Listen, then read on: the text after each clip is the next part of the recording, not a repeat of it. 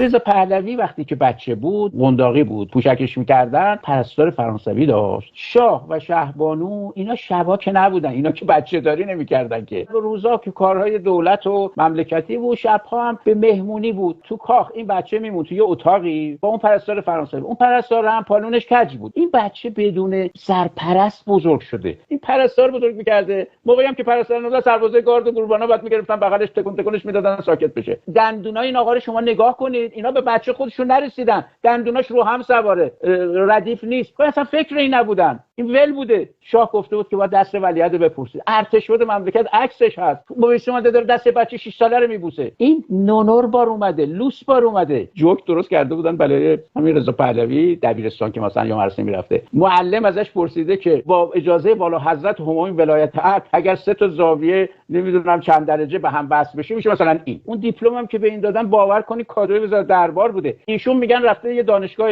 مکاتبه‌ای تو لس آنجلس. بابا آقای انصاری رفته جای این اسم نوشته، جای این امتحان داده، این که خودش نرفته درس بخونه که. تمام حرفای رضا پهلوی یک رو بیشتر نیست. حقوق بشر، جمهوری اسلامی، بعد نمیدونم آزادی فلان، خب این که همه بلدن بزنن که. این 1 ساعت در عمرش کار نکرده، 4 تا آدمو این راه نبرده، یه مدیریت یه مغازه بقالی هم نداشته. آخه ما از کجا بدونیم یه مملکت 90 میلیونی رو 2500 ساله رو شما میتونید دست این کسی که احساسی افتاده دنبال این که شاه کینگ فقط برگر کینگ، این رضا پهلوی به دردمون نمیخوره.